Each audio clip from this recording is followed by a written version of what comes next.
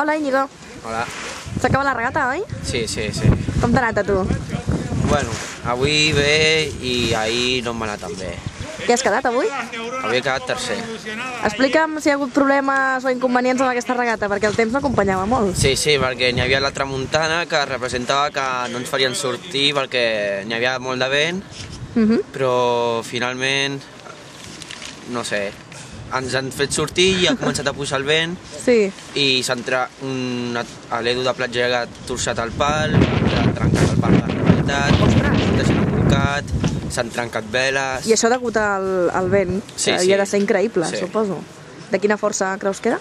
Potser, jo crec que podria haver arribat a força 6 o alguna cosa així. I per aquest motiu suposo que han suspès la segona prova. Sí, perquè em sembla que també li han suspès pels sèniors per vent i els sèniors tenen un altre límit de vent. Com quedarà la classificació en el cas dels júniors, ho saps? Pues em sembla que no ha variat molt els de davant. Han quedat el primer l'Oriol Maíquez, el segon el Toni Rossinyol, tercera la Clàudia Puig i quart jo. I després cinquè i això ja no ho tinc molt controlat.